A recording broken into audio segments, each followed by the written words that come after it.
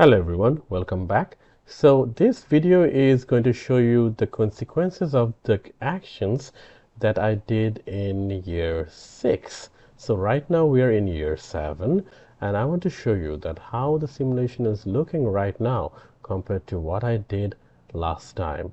So at the very beginning, always look at your in year 7 expected performance. So you can see the investor expectations have changed because of my decisions. And it is a good thing because based on the decisions, and I got lucky. I was competing against other competitors in terms of like these were simulated computer companies. But based on what we did previously, it seems like we actually did a good job. But don't just rely on what I did. For example, I just changed the camera design decisions. You should also change the UAV drone decisions. But of course, now that the simulation has proceeded, now we actually have to see what did our competitors do that they did better than us, or what did we do compared to them that made us successful. And we have to plan ahead for the future. Now to do that, in your decisions, if you scroll down over here, we have the camera and drone journal. I'll click on page 1. At the very first page, it will show you our current scores. Now, yes, some of our features of the expectations seemed okay, but really the one thing that we should look at is always our scoreboard. My current scoreboard shows that compared to the other 3 simulated companies, my A company actually didn't do too well. It's at 63 compared to the other scores, and that is logical because I did not change all the decisions. I didn't make all the decisions last time. It will be your job to make those decisions. But this is this round score. If you go down, it will show you the overall score. Again, it's 63, the same as this round score, because only one round has been processed. But as the simulation goes forward, this game to date scoreboard is actually going to give you a cumulative score based on all of the rounds, and these numbers would be changed. That is the one you are going to be graded on. But this is also a good thing, because if you, for example, do bad in one round, now, since this is a cumulative game to date score, in that case, what will happen is it shows that you'll have chances to improve further and to improve your cumulative score further.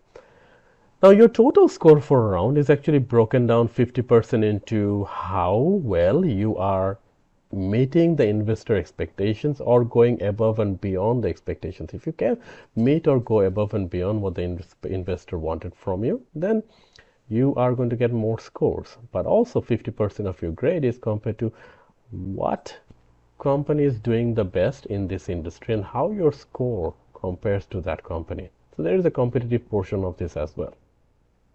In page 2, they show you EPS, ROE, stock price very quickly. The higher values are better. Right now it shows that B has highest EPS, return on equity, also logically the highest stock price. Credit rating A and B are good. Image rating higher is better. You can also get, for example, in page 3B, you can get bonus points where the simulation really rewards you for doing good and for good forecasting. So, for example, we are forecasting that, well, our total revenues will be X based on our decision. And if based on our decision, the round processes and we see that yes, our total revenues that we predicted to be was actually very near to what our real revenues were, then the simulation, for example, will give you bonus points. Right now in this round, nobody really got up bonus points for that. But you're also going to get Leapfrog Award bonus points for improvement. For example, you did bad in one year, but then if you can do really well in the next year, then you will be able to get more higher points for that. In page 4, it gives you a quick industry overview. I don't spend too much time on that. You could look at that. It gives you some quick and dirty look at what's going on in the industry. For example, in the camera, they're saying the demand for cameras is expected to increase. So you can understand that the market size is growing. You could also look at the financial statistics. Again, a quick way of looking at how I am doing compared to others, right? So for example, I look at the net profit values. I look at who had the highest net profits, again, team B. But one thing I also look at is compared to my total revenues over here, how were my costs? For example, look at this. Team B had a lot of revenue, but their cost structure was also lower. So that's where the total net profit is equal to revenues minus cost. That is where they had a good profitable figure. So remember, it's not only enough to sell a lot, you also have to keep your costs low. In the balance sheet data, I see that everybody has positive cash in hand, which is good. You could look at the AC camera benchmarks, because I don't spend too much time on this. But so you could just, for the sake of fun, you can see what were the features on average, what is the lowest feature used by the companies, highest features average. I don't spend too much time on that. Same with the UAV drone. But what is most important is, next I will go to the competitive intelligence reports. That is where this report, competitive efforts. Now this is very important. Now at the very get-go on the right-hand side over here, it shows us that right now there are 4 companies playing in this particular North America segment. And you have to be careful about when reading this, folks, because this only shows you in the reports for one market. You can change that, for example, Europe, Africa, Asia Pacific, Latin America. You have to analyze each of those markets one by one.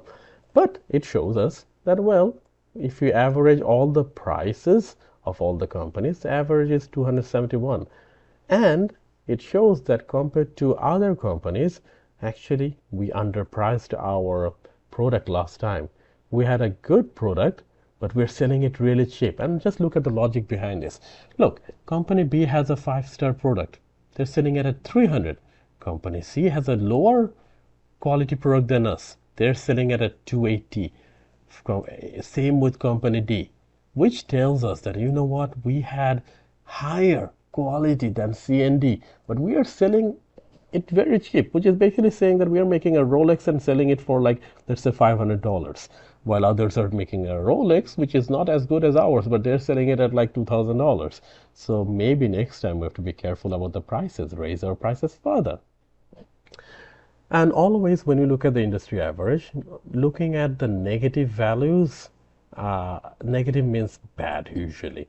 For example, number of models here, it is, if some people have increased the number of models, you could do that, but always remember that it has a negative rating on your star quality, right?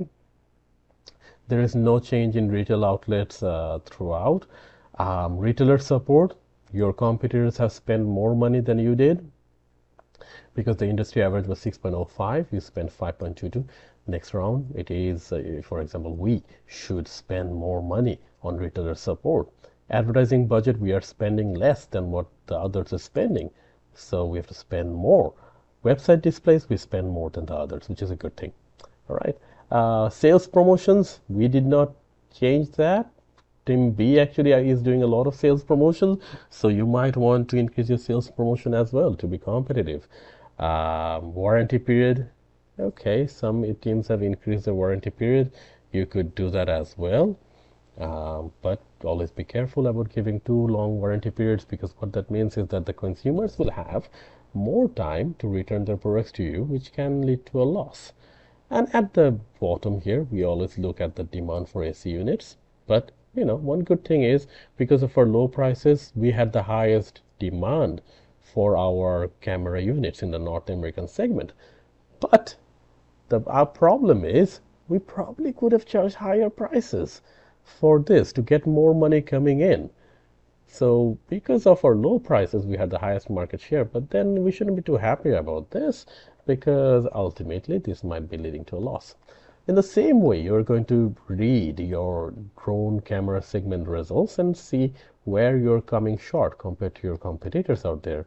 And at the bottom, this is, you know, we have already read about strategy groups, which kind of shows that on the right hand side we have the price and PQ rating segment, and on the x-axis we have the sales, promotion, and advertising.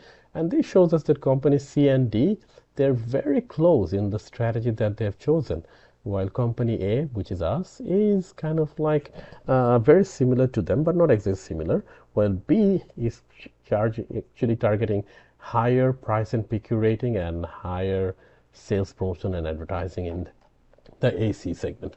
So in this way, you have to analyze each area's decisions and change your decisions accordingly.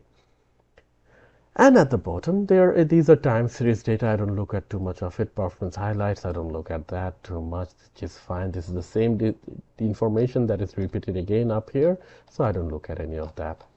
Okay, now before we go to the decisions, one thing I want to show you and keep an eye on is this, the industry average. For example, in North America, the industry average for the camera segment was average price was 271, PQ rating 4.8, brand reputation 70.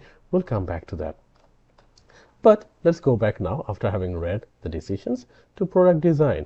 In this year, you could, now what you have to do, I'm not going, this is exactly the same that we did in the last video, change these features to bring these values up and higher based on your decisions.